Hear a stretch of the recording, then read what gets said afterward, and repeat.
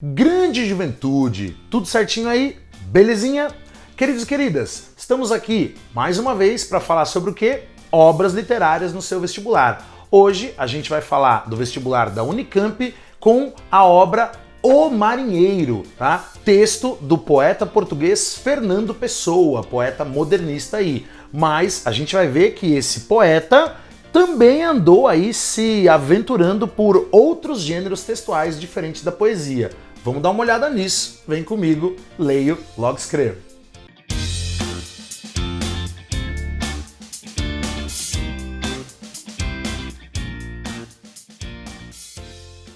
Bom, é isso, jovens. Como eu adiantei aí no comecinho, o Fernando Pessoa, né, de fato, ele ficou muito conhecido pela sua poesia, né, um dos maiores poetas de língua portuguesa, beleza? Poeta português e muito conhecido aí pelos seus heterônimos, né? Você já deve ter estudado aí, né, os famosos heterônimos de Fernando Pessoa, né?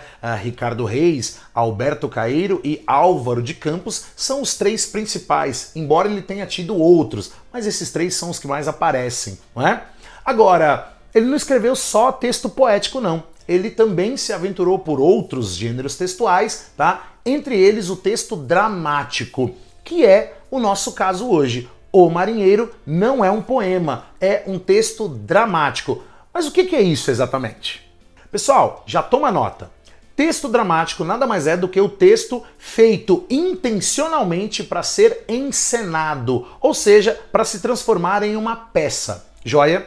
E aí você deve estar pensando, mas como é que eu sei que a intenção do autor é, né, que o texto se transforme em uma peça? Pessoal, o que define isso é a estrutura do seu texto. O texto dramático, pessoal, é um texto que, na verdade, ele é constituído por falas de personagens, né, nomes de personagens, seguidos das falas dos personagens, joia? E você também tem as rubricas, que são, digamos, instruções, né, que vão aparecer ali antes do início de cada ato, ou também antes da fala da personagem, ou depois da fala da personagem, pode aparecer entre parênteses e por aí vai, joia? Então essa é a estrutura, você tem sempre o nome da personagem, você tem a fala das personagens, beleza? E você tem também essas instruções. Por que a gente pode dizer que as rubricas são uma espécie de instrução, alguma coisa do tipo? Ora, se o texto vai se transformar em uma peça, então você tem ali instruções tanto para atrizes e atores que vão interpretar ali os personagens, quanto para os leitores, não é? Se você não tem acesso de fato à peça, se você não pode ir até o teatro, você pode comprar o livro e ler a peça. E aí você tem essas instruçõezinhas, é como se você estivesse lendo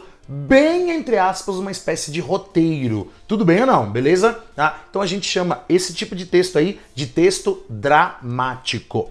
E esse texto aí, pessoal, O Marinheiro, tá? Foi uma peça, então, do Fernando Pessoa que foi publicado nessa revista aqui, ó. Isso aqui é uma réplica da primeira edição da revista Orfeu, que é considerado o marco inicial, né, do modernismo em Portugal. Joia? Essa revista aqui, ela foi publicada em 1915, né? Ela começou a ser publicada em 1915 em Portugal, só teve 3 edições e ela foi idealizada por 2 dos maiores escritores portugueses, o Fernando Pessoa e o Mário de Sá Carneiro. E olha que legal, pessoal, faço questão de mostrar para vocês aqui, dá uma ligada aqui, ó, né? Como isso aqui é uma réplica, então você tem várias referências originais aqui, né? Olha o nomezinho do Fernando Pessoa aqui, né? Depois você tem aqui, né, o nome da peça, né? O Marinheiro, né? Um drama, um texto dramático estático, daqui a pouco a gente vai falar dessa característica aqui, né? E a gente tem também, inclusive, o preço, né, pelo qual essa revista era vendida na época. Olha aqui, ó, 70 centavos, beleza? Tá? E é bastante interessante pensar aqui, né, nessa escrita original aqui, né, como é uma réplica, tem essas referências bem legais, tá? Então, tá aqui na revista Orfeu a peça, então, O Marinheiro. E como eu disse, pessoal, o Fernando Pessoa, dá uma ligada aqui também, ele chama então essa peça de drama estático em um quadro, né? Você deu uma olhada aí, né? Drama estático em um quadro. O que ele quer dizer exatamente com isso, né? Drama estático em um quadro. Ele quer dizer, pessoal, que essa peça é uma peça em ato único e não há ações das personagens. As personagens não vão ficar agindo, andando, passeando, fazendo as coisas. Não, elas vão falar e refletir. E por que isso é importante? Bom, pessoal, isso é bastante importante pelo seguinte, tá?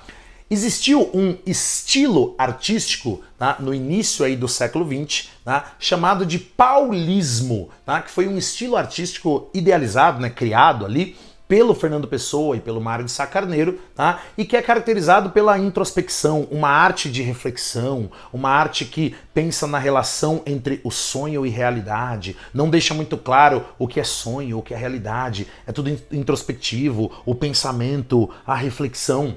E tudo isso, então, né, o Fernando Pessoa e o Mário de Sá Carneiro chamaram, então, de paulismo.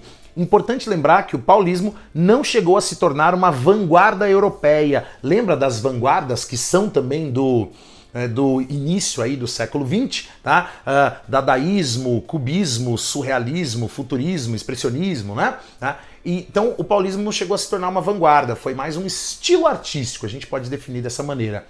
Esse texto aqui é um texto baseado no paulismo, nesse estilo artístico aí. Por que exatamente? Bom, pessoal, o que acontece nessa peça é o seguinte, tá? De cara a gente já tem, né, uma instrução inicial, né, que já conta pra gente que tudo acontece onde? Tudo acontece num salão de um castelo antigo, beleza? Tá? E nesse salão aí você tem uma jovem donzela morta sendo velada por 3 mulheres, por 3 irmãs, né, que são chamadas aí de as 3 veladoras, porque estão lá velando um corpo. E ó, pessoal, um detalhe importante, hein? Essas 3 veladoras, né, essas 3 irmãs, elas não têm nome no texto aí, tá? Na peça. Elas são chamadas simplesmente de a primeira, a segunda e a terceira. Só isso, beleza? E entre as 3, a que mais tem voz, tá? A que tem a fala mais importante, mais impactante dentro da peça é a segunda veladora, a segunda irmã. A primeira e a terceira falam também, claro que elas vão, né, dialogar ali o tempo todo, mas é a segunda que fala mais, né? A primeira é a que puxa papo e ela começa a falar, né, da situação delas. Elas vão passar a madrugada inteira velando essa jovem donzela, beleza? Morta ali, sendo velada nesse salão, joia? Elas vão passar a madrugada inteira e aí a primeira irmã, ela propõe, né, que as 3 comecem a contar histórias do passado. Ah, vamos falar do nosso passado. Aí a segunda questiona, ué, mas por quê? Será que nós chegamos a ter um passado? Será que nós vivemos um passado de fato? Ela meio que questiona, né? Questionamento meio filosófico. Olha a coisa da reflexão, né, do estilo do paulismo já acontecendo aí logo de cara. Beleza? Então a primeira irmã, ela puxa esse papo e ela mesma começa a contar sobre a vida dela. Ela fala que no passado ela viveu nos montes, na serra, no campo, e ela se questiona, será que eu fui feliz? Aí em alguns momentos ela pensa, não, eu fui feliz sim. Depois ela fala, não sei se eu fui feliz e tal. Mas nesse questionamento todo, a segunda irmã assume a voz, né? A terceira também fala de algumas coisas ali, mas a segunda assume a voz e ela começa a questionar a vida e ela propõe outra alternativa, ela propõe uma ideia e ela fala, não, peraí, ao invés de fazer isso, deixa eu contar uma história aqui. Ela começa a contar a história de um marinheiro, e aí vem o título da peça, né? Ela conta a história de um marinheiro que naufragou, foi parar em uma ilha e ficou isolado nessa ilha. Joia.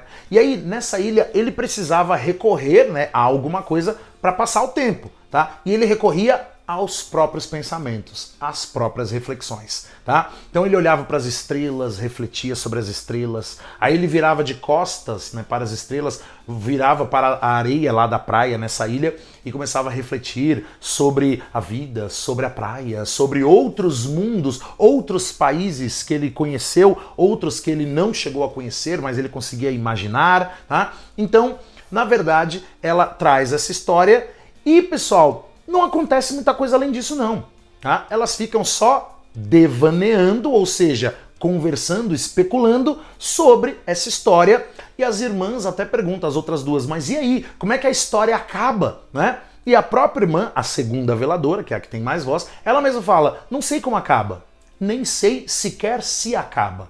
O importante não é pensar em começo, meio e fim, o importante é pensar na metáfora, a importância de parar para refletir e a importância da imaginação, porque se você não consegue de fato conhecer outros lugares efetivamente, né, literalmente, conhecer para valer, estando lá, você pode imaginá-los, tá? Então essa é a ideia, né? E é por isso que o Fernando Pessoa chama essa peça de um drama estático em um quadro.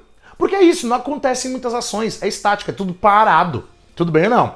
Se você for ler essa peça esperando grandes ações, você vai se decepcionar. É uma peça de reflexão. Tá? Você tem ali, digamos, uma espécie de um grande, bem entre aspas, um grande ensaio a respeito da necessidade de se refletir, de pensar na vida. Tá?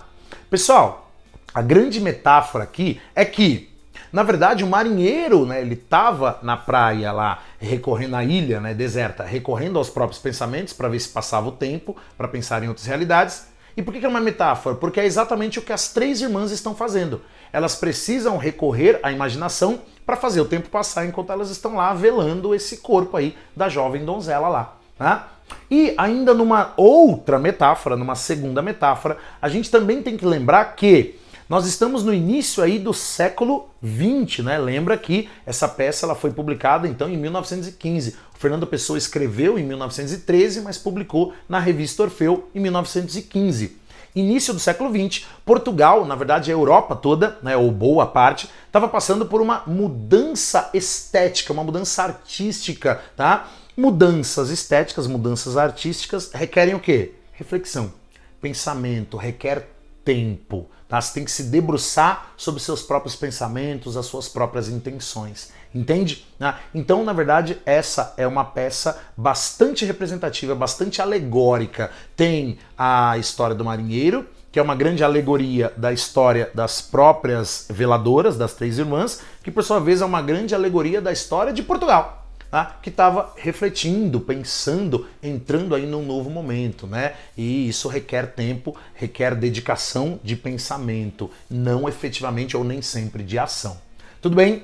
Então fica aí mais um vídeo para você mandar bem nas suas provas e já vai pensando em todas essas referências, não somente estéticas, mas também históricas aí, do ponto de vista da história artística em Portugal. Beleza? Bom, jovens, é isso, né? Mais uma vez, muito obrigado pela presença e pela parceria de sempre. Se você não se inscreveu ainda, se inscreve no canal, ativa o sininho, assim você não perde nenhum conteúdo ligado à escrita, leitura, literatura, redação e por aí vai. Tá joia? Beijos, abraços, até uma próxima. Leio, logo escrevo. Tchau!